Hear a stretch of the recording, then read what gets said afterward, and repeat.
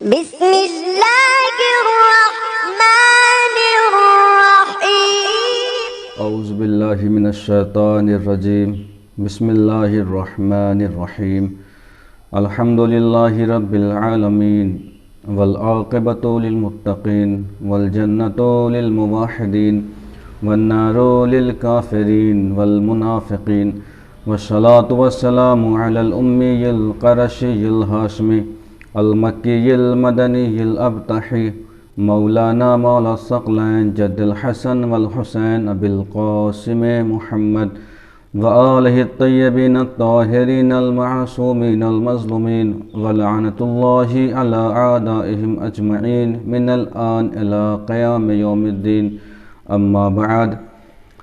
محترم ناظرین، السلام علیکم۔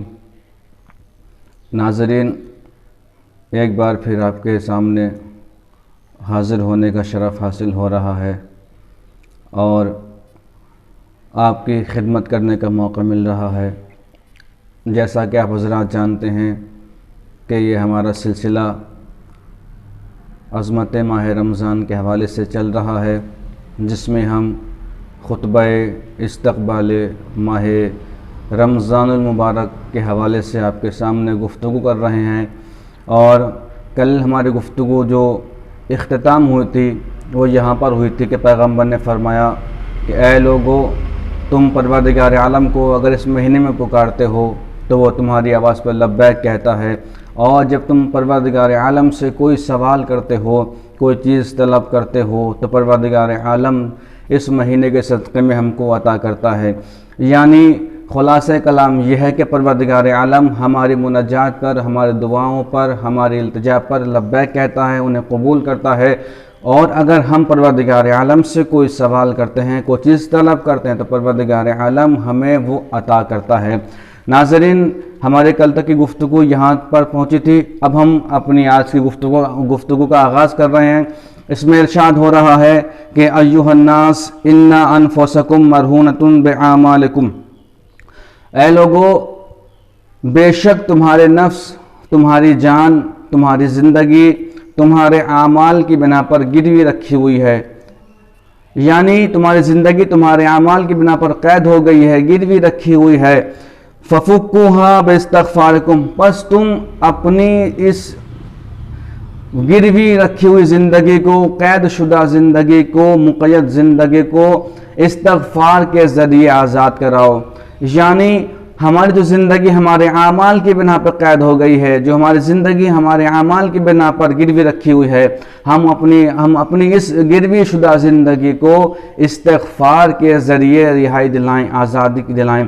آپ غور کریے، ہمارے کتنے ایسے اعمال ہیں کہ جو ہمیں شرمندہ کرتے ہیں، ہمیں حقیر بنا دیتے ہیں، ہمیں ذلیل بنا دیتے ہیں۔ عزیزان محترم، پروردگار عالم نے ہمیں یہ موقع دیا ہے کہ جس زندگی کے سبب ہم قید ہو چکے ہیں، ہم گروی رکھے ہوئے ہیں، ہم استغفار کریں خداوند عالم سے اور اپنی اس گروی شدہ زندگی کو آزادی دلائیں، رہائی دلائیں۔ آگے ارشاد ہو رہا ہے وَظُهُورَكُمْ ثَقِيلَةٌ مِّنْ أَوْزَارِكُمْ فَخَفِّفُوا عَنْهَا بِطُولِ صُجُودِكُمْ، اے لوگو، تمہاری کمر تمہارے گناہوں کی بنا پر جھک گئی ہے، ثقیل ہو گئی ہے، وزنی ہو گئی ہے، بھاری ہو گئی ہے۔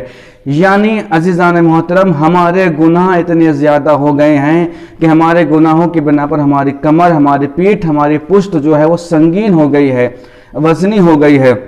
جیسا کہ آپ سنتے بھی ہیں کہ ایک محاورہ لوگ استعمال کرتے ہیں کہ کمر جھک گئی ہے، یعنی اتنا بوجھ انسان پہ پڑا کہ اس کی کمر جھک گئی ہے۔ عزیزان محترم، یہاں ہماری جو کمر جھک رہی ہے، جو ہماری پشت پہ وزن ہے، جو بھاری چیزیں ہیں، وہ کیا ہے؟ وہ ہمارے گناہ ہیں۔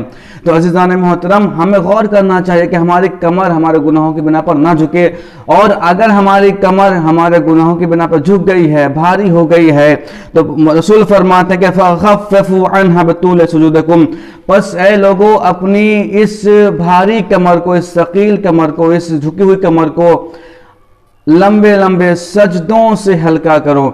یعنی اگر ہمارے اوپر گناہوں کا بوجھ ہے تو ہم خدا کے سامنے لمبے لمبے سجدے کریں تو ہمارا بوجھ ہلکا ہو سکتا ہے. بطول سجودکم یعنی طویل سجدوں کے ذریعے ہم اپنے اس بوجھ کو ہلکا کر سکتے ہیں. عزیزان محترم، ہمارے زندگی میں بہت سے گناہ ہیں، کہیں غیبتیں ہیں، کہیں چغل خوری ہیں، کہیں زنا ہے، کہیں عیاشیاں ہیں. پروردگار عالم جو بھی اس گناہوں میں ان گناہوں میں ملوث ہے ان سب کو اپنی حفظ و امان میں رکھے، گناہوں سے بچائے. انہی گناہوں کا بوجھ ہے جو انسان کو جھکنے پر مجبور کر دیتا ہے اور انسان اٹھ نہیں پاتا ہے. اسی بوجھ کو ہلکا کرنے کے لیے پیغمبر نے فرمایا کہ تم لمبے لمبے سجدے کرو تاکہ تمہارے جو بوجھ ہیں وہ تمہاری کمر سے ہٹ سکیں، تمہاری کمر، تمہاری پشت ہلکی ہو جائے. آگے ارشاد ہوتا ہے کہ وَعَلَمُوا أَنَّ اللَّهَ أَقْسَمَ بِعِزَّتِهِ، اے لوگو جان لو کہ پروردگار عالم نے اپنی عزت کی قسم کھائی ہے.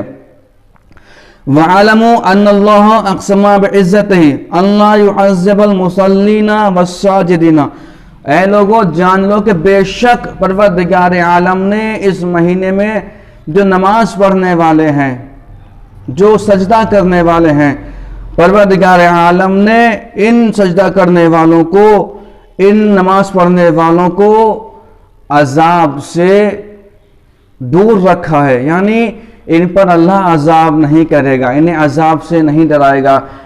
پروردگار عالم نے اپنی عزت کی قسم کھائی کہ جو اس مہینے میں نماز پڑھتا ہے، روزہ سجدہ کرتا ہے، پروردگار عالم اس کو عذاب سے نہیں ڈرائے گا. وَأَلَّا يُرَوِّعَهُمْ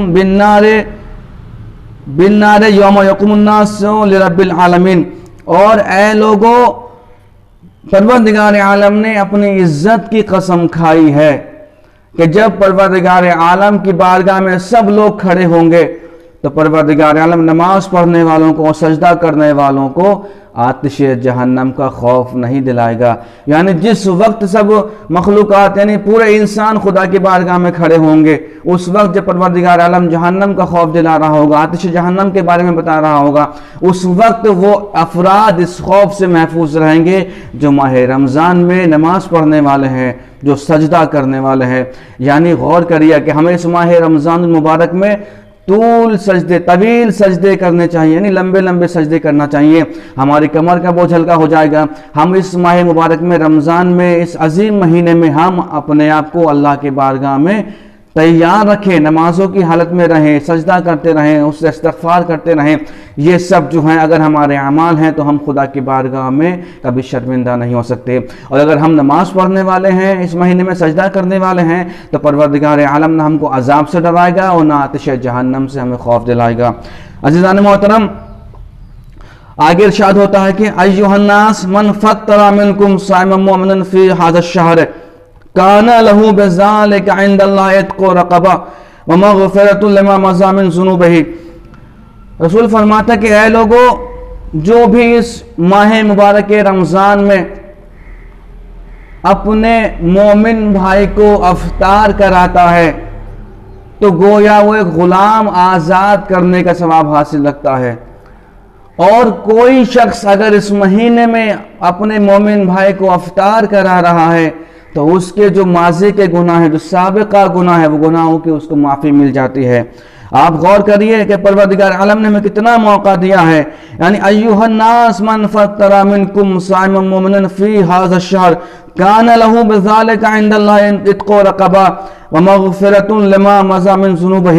یعنی اگر کوئی اس ماہ رمضان میں کسی مومن بھائی کو، کسی مومن روزہ دار کو افطار کرا رہا ہے، کہ جس مومن کا روزہ ہے اس کو افطار کرا رہا ہے، تو اس روزہ افطار کرانے کا ثواب یہ ہے کہ پروردگار عالم اسے ایک غلام آزاد کرنے کا ثواب دے رہا ہے. اور جو اس کے ماضی کے گناہ ہیں، جو اس نے اپنے سابقہ زندگی میں گناہ کیے ہیں، جو زندگی گزر گئی ہے اس میں گناہ کیے ہیں، پروردگار عالم اس افطار کے صدقے میں اس سے گناہوں کو معاف کر دیتا ہے. عزیزان محترم، غور کیجئے کہ ہمیں کتنی توفیق ہے افطار کرانے کی، کتنی توفیق نہیں ہے. اگر ہمیں توفیق نہیں ہے تو ہم کوشش کریں کہ ہم افطار کرائیں.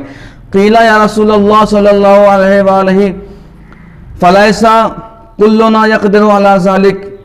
پس اصحاب رسول میں سے جو وہاں پہ بیٹھے ہوئے ہیں، خطبہ سن رہے ہیں، ان میں سے کہا گیا یا رسول اللہ ہم اس بات پر قدرت نہیں رکھتے ہیں کہ ہم افطار کرا سکیں۔ فقال صلی اللہ علیہ وآلہ وسلم اتقوا النار ولو بشق تمرہ اتقوا النار ولو بشربۃ من ماء۔ رسول خدا نے فرمایا اے لوگو اپنے آپ کو جہنم سے بچاؤ، چاہے آدھے کھجور ہی کیوں نہ آپ افطار میں دو۔ اے لوگو اپنے آپ کو جہنم سے بچاؤ، چاہے آپ کسی کو ایک گھونٹ پانی ہی کیوں نہ پلائیں۔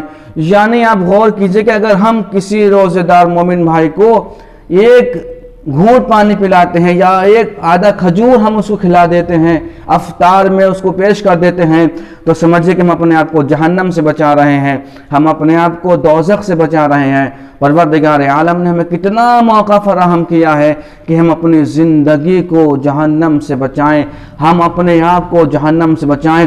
آپ غور کیجئے کتنا چھوٹا سا مرحلہ ہے، آدھی کھجور کی کیا قیمت ہے، ایک گھونٹ پانی کی کیا قیمت ہے، لیکن اگر اس ایک گھونٹ پانی کی قیمت پوچھنا ہو، اگر اس آدھے کھجور کی قیمت جاننا ہو تو آؤ ماہ رمضان میں رسول خدا صلی اللہ علیہ وآلہ وسلم کے زبان سے پوچھو کہ اس آدھے کھجور کی عظمت کیا ہے، اس ایک گھونٹ پانی کی عظمت کیا ہے۔